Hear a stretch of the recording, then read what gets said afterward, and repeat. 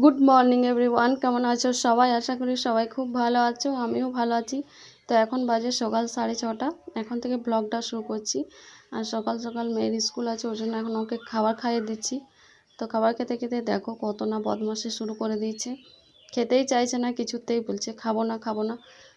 আর এদিকে দেখো মা এখন সকাল সকাল পুজো করছে 6:30টার সময়। কখন স্নান করে নিয়েছে ভোরে। তো মা সকাল সকালে স্নান করে পুজো করে, এখন বৈশাখ মাস যেহেতু চলছে তো ওই জন্য সকাল সকালে স্নান করে পুজো করে। আর এখানে আমি মেয়েকে আজকে টিফিনে দেবো চাউমিন। তো চাউমিনটা আমার ভাজা হয়ে গেছে, এখন একটু সস দিয়ে দিলাম। আর আমার মেয়ে কিন্তু পেঁয়াজ তারপরে এই যে আলু দিয়ে কিছুতেই খাবে না, ও শুধু সিম্পল এমনিভাবেই আমি করে দিই, এইভাবে ওর পছন্দ। আর লঙ্কা তো খাবেই না, আর শুধু সিম্পল। তো এখন এই যে টিফিনটাতে ভরে দিলাম, কিন্তু পেঁয়াজ আলু দিলে একটু টেস্ট লাগে, কিন্তু ওর পছন্দ নেই। তো দিয়ে আর কি করব, খাবেই না তখন। তো এই যে টিফিন প্যাক করে দিলাম, জল টল সব কিছু ভরা হয়ে গেছে। আর এখন আমি এখানে ফেস প্যাক লাগিয়ে নিচ্ছি, কারণ দাদার বিয়ে, বিউটি পার্লার না গিয়ে বাড়িতে বসে ফেস প্যাক লাগিয়ে নিলাম। তো আর জ্যোৎস্নাও কিন্তু বিয়ে বাড়ি যাবে, আমরাও যাব সবাই, মানে জ্যোৎস্নার বান্ধবীর বিয়ে আর আমার দাদার বিয়ে। তো জ্যোৎস্না আজকে মানে কাল সকালে যাবে আর আমরাও যাব।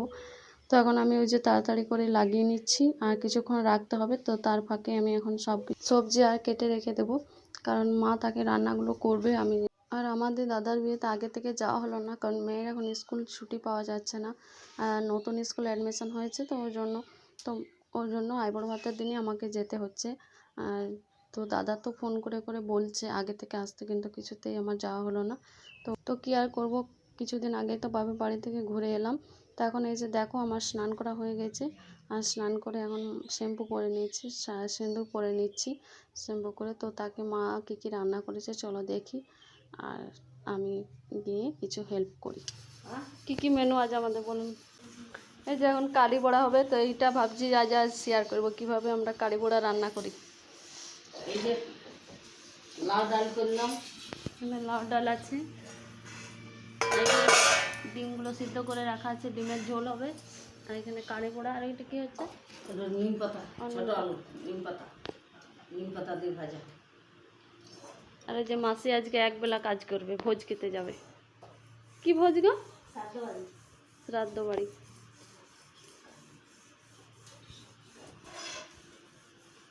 লঙ্কা দেবো কি? দেখছো না কত গরম লাগছে, আর আমাকে রান্না করা করেছে দেখো, তোমরা সবাই দেখবে বুঝলে।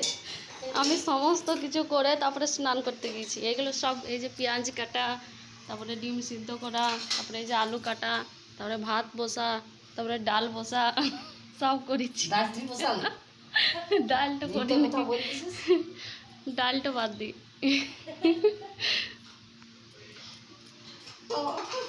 দরকার নেই, না তো এবার এটা মাখে পরে মাখা মাখা করে পরে এমনি পকোড়ি মতন করবো, গোল গোল করে ফিরে পেঁয়াজ কুচি দেবো।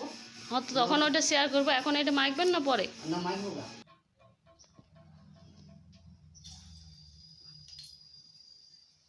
এই যে বেসনটাকে মেখে নিয়েছে, তারপরে এখন বড়া হচ্ছে। গোল গোল করে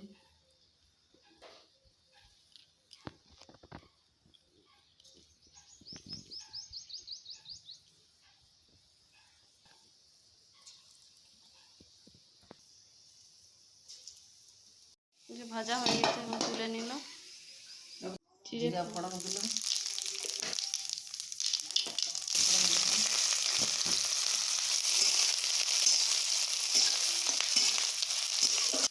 এই যে কারি পাতা দিয়ে দিচ্ছে এখন। এক দিলাম, সবগুলো দেবেন না? এটা কি বলুন? এই যে বেসন জল, এই যে বেসন জল একটু বেসন ঢেলে নুন হলুদ দিয়ে। এই যে বেসন জলটাতে নুন হলুদ স্বাদ মতো দিয়ে দিলাম। আর বেসনটা গুলে এখন এটা ভাজতে হবে। না ভাজবার কি দরকার,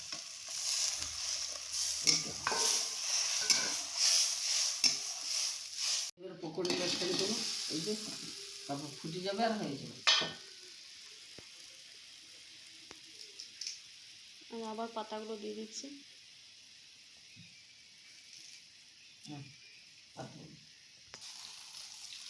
ঢাকা ঢাকা দেবে তো। তো এই যে নামিয়ে নিয়েছি, এখন গরম আছে, তারপরে ঠান্ডা হয়ে যাবে তখন দই দেওয়া হবে। আমি এখন ডিমের ঝোল রান্না করছি। একটা ডিম ভেঙে গেল। ডিম আলু সব ভেজে নিয়েছি, আর এখন মশলাটা ভেজে নিচ্ছি, তাহলে আমার হয়ে যাবে রান্না কমপ্লিট। আর দেখো আমি না গরমে কিনা রান্না করছি, আর জ্যোৎস্না মনে গরমে বসে কি করছি। তুমি তো ফ্যানের হাওয়ায় বসতেই পারো। এখানটাতে ঠান্ডা আছে। তো আমার রান্না বান্না কমপ্লিট হয়ে গেছে, শুধু ডিমের ঝোলটা আমি হবে। আমি তোমার জন্য বসে তোমার ভাবলে তোমার বলে ফ্যানের মধ্যে বসে আছে, ওই দিন আমিও বসে আছি। তাই তো ডিমের ঝোলটা হলে আমি একটা এখন বড় কাজ করবো। সেটা কি কাজ? এই গানটা বন্ধ করো, আমার কপিরাইট চলে আসবে। সেটা হচ্ছে এখন আমি ব্যাগ গোছাবো, কারণ কালকে যাব আমি বাপের বাড়ি, আমার দাদার বিয়ে। তোমাদেরকে আগে বলিনি, আজকেই বললাম। কালকে আমরা যাব, ওই জন্য এখন ব্যাগ গোছাতে হবে। আর বিকেলে আমরা যাব বাসন্তী পুজো দেখতে, ওই জন্য এখন গুছিয়ে রাখছি, কারণ ফিরতে রাতও হতে পারে। তাই এখন বাজে 11টা 20। আমার রান্নাবান্না কমপ্লিট। আর মেয়ে আসতে এখন দেরি আছে, ওই জন্য এখনই গুছিয়ে রেখে নেব। তো চলো রান্নাটা করে নিই, তো আবার আসছি। দেখো দইটাকে ফাটিয়ে নিয়েছি, আর অনেকক্ষণ তো নামিয়েছি, খাইছি, এখন পুরোপুরি ঠান্ডা হয়ে গেছে। তখন এবার দইটাকে মিশিয়ে দেব।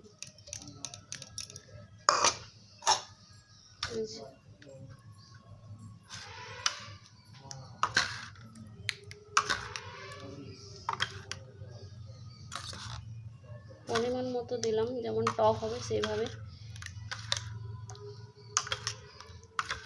তো কারি পোড়া আমাদের রেডি।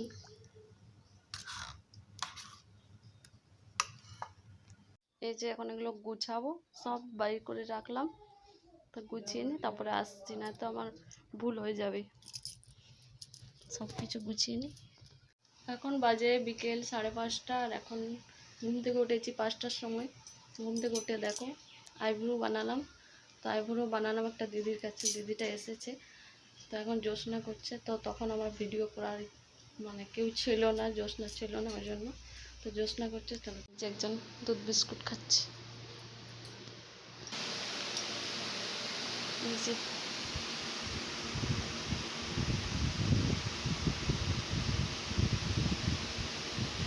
লাগছে? আমি তো পুরো কান্না করে দিলাম। আগেবারে লাগেনি, এবারে খুব লাগলো। আমার লেগেছে, দেখলে না চোখ থেকে জল বেরোচ্ছিল। আমরা রেডি হয়ে গেছি বাসন্তী পুজো যাওয়ার জন্য। হাই করো বেটা।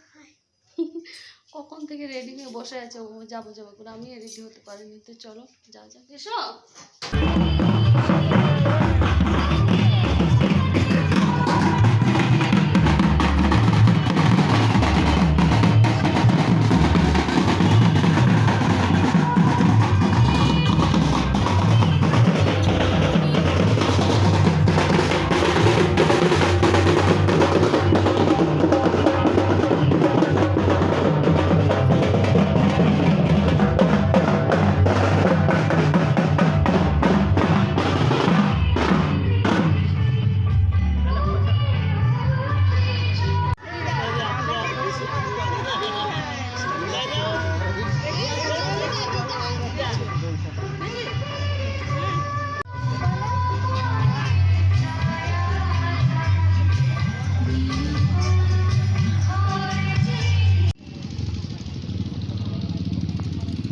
কত দোকান বসছে দেখো।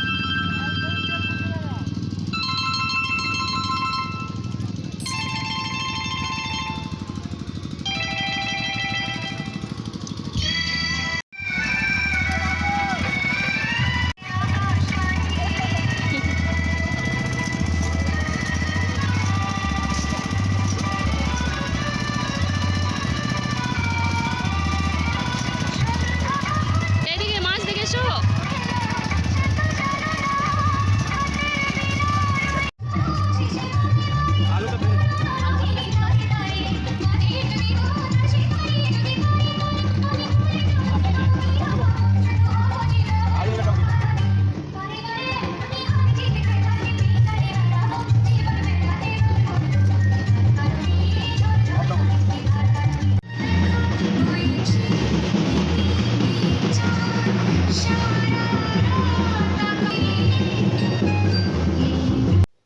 গিয়েছি মেলাতে, তো প্রচুর ভিড় আর এত লোকজন, আমি তো প্রথমে ভাবিনি যে এত মানে ভিড় হবে, এত কিছু হবে। ওই জন্য একটা সিম্পল ড্রেস পরে গিয়েছি।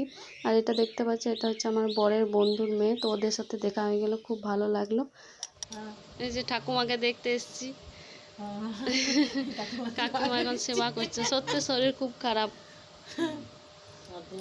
তো আমরা এখনই এলাম, এই যে ঠাকুমা এখন শুয়ে আছে, খুব চিনতে পারলো আমাকে, কিন্তু খুবই অসুস্থ এখন। আমার বলছি পাগুলো টিপি দাও, পাগুলো ব্যথা করছে। কাকিমা জল খাইয়ে দিচ্ছে।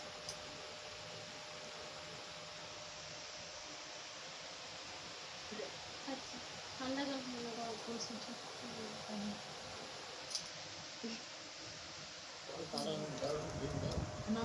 জিজ্ঞেস করো, তুমি জিজ্ঞেস করো, বল তুমি ভালো আছো?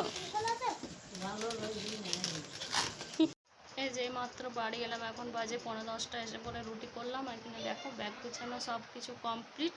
এবার কাল সকালে বেরোবো। আর ব্লগটা এখানে শেষ করছি, কারণ আর কিছু শেয়ার করার নেই। খুবই কেমন একটা লাগছে যেন, সারাদিন কিভাবে কাটলো। ঠাকুমাকে দেখতে গেছিলাম, ঠাকুমা খুবই খারাপ অবস্থা, ভালো নেই।